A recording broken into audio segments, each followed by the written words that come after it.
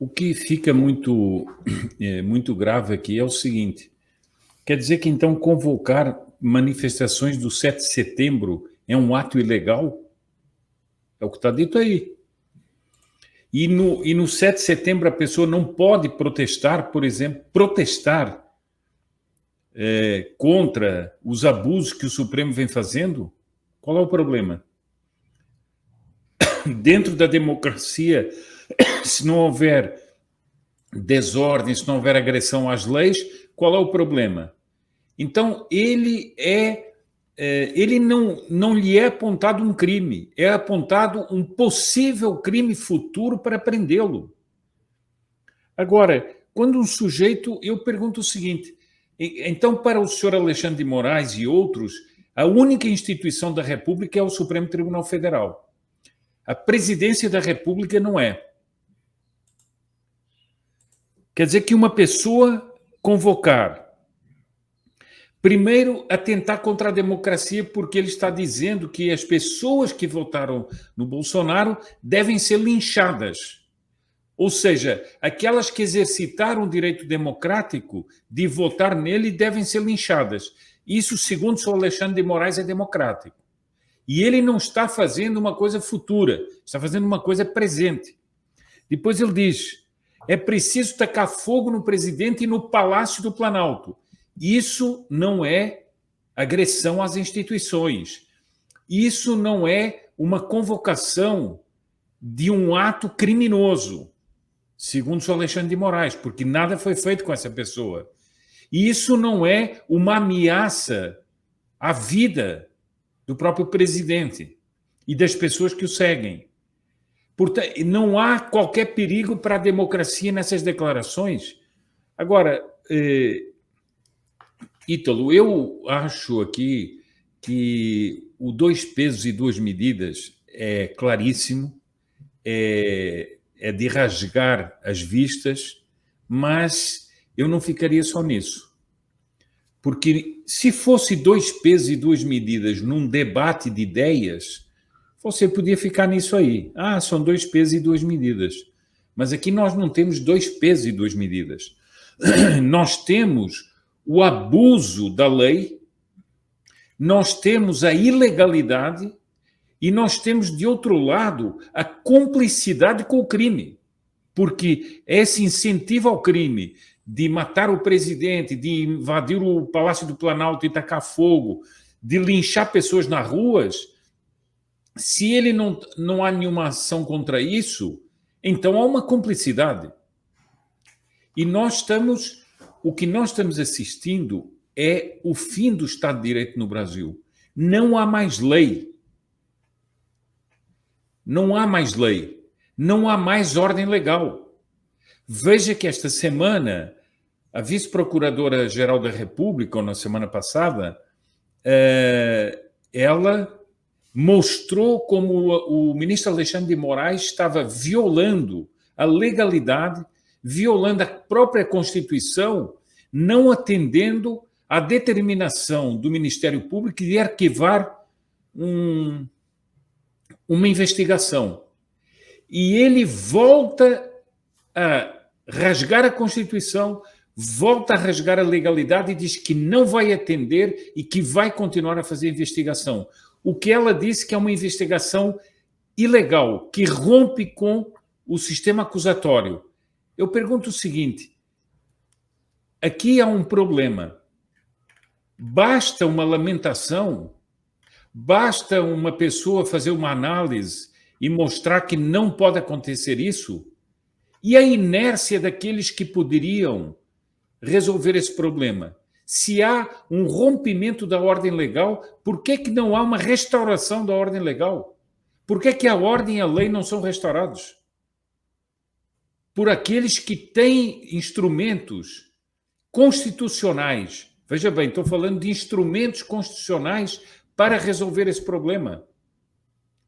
É isso que deixa as pessoas completamente desnorteadas, porque elas veem o avanço do arbítrio, o avanço da ilegalidade e se sentem impotentes.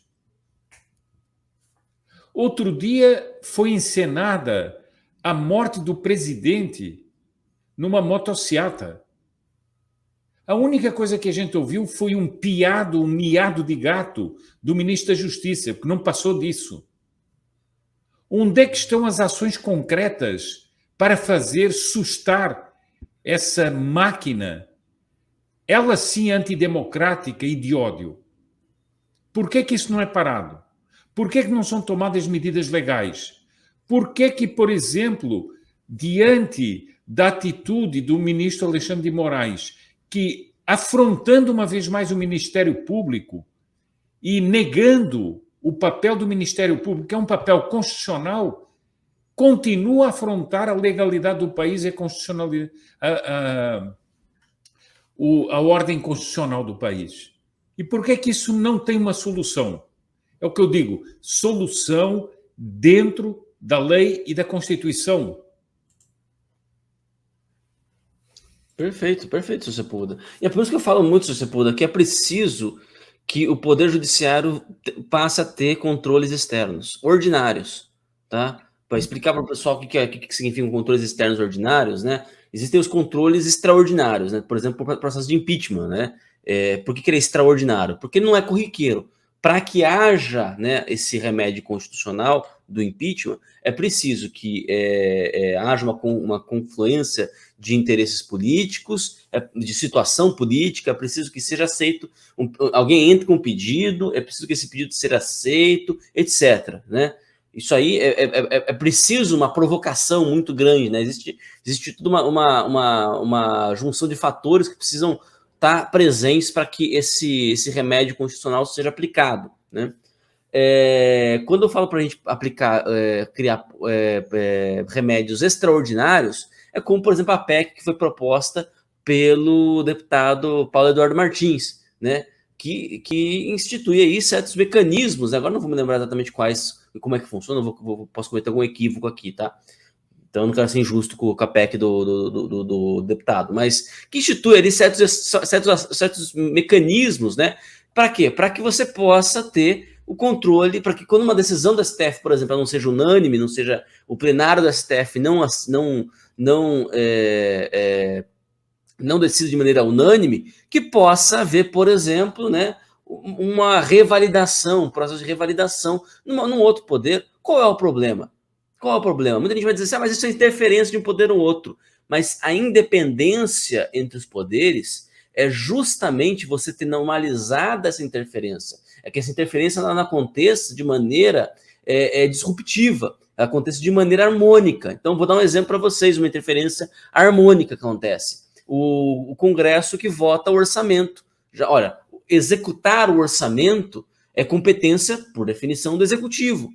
Mas o Congresso, que é legislativo, que em tese não teria nada a ver com o orçamento, vai lá e aprova o orçamento. Outro exemplo, o legislativo passa leis, por definição, né, é o legislativo, é o Congresso, né, que faz as leis. No entanto, vai para o Poder Executivo, onde ele pode, inclusive, vetar a lei. O que tem que ver o Executivo, né, essencialmente falando, o que tem a ver o Executivo com o processo legislativo? Nada, mas é uma interferência que se criou, né, porque é um controle ordinário das ações, para evitar que um poder abuse da sua prerrogativa específica, né, em abusando, cresça de maneira demasiada e acabe invadindo, se espraiando sobre os outros poderes, ou acabe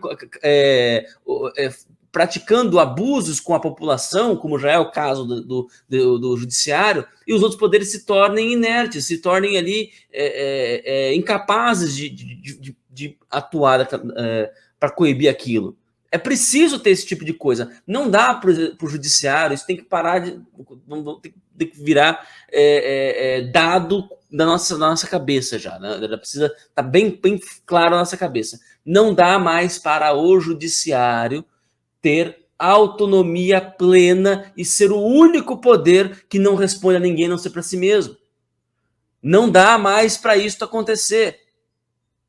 Nós percebemos, esse processo, esse sistema durou 300 anos e caducou. Caducou. Tá na hora de a gente começar a pensar em outra coisa. porque senão não vai dar certo, né? O senhor concorda comigo, José Sepúlveda? Eu concordo. Infelizmente, o seguinte, quando havia propostas na Constituição de um controle externo do judiciário, eram propostas, na realidade, da esquerda, para controlar um judiciário que ainda era, digamos, conservador, mas agora nós temos um judiciário que está rompendo a legalidade, fazendo uma verdadeira revolução no país. É uma coisa impressionante. Lembre-se que houve ataques à legalidade dentro do Supremo, por exemplo, em relação aos 2 ministros indicados pelo Bolsonaro. Tiraram prerrogativas de julgamento dos 2. Quer dizer, até qual é o limite disso aí? Perfeito. Outro dia, o desembargador Ivan Sartori, com a responsabilidade de quem foi presidente do Tribunal de Justiça de São Paulo, disse claramente: o Supremo está governando o Brasil com o comando da esquerda. Eles não estão respeitando, eles decidiram assumir o controle do Brasil. Agora, isso, numa linguagem comum, chama-se golpe de Estado.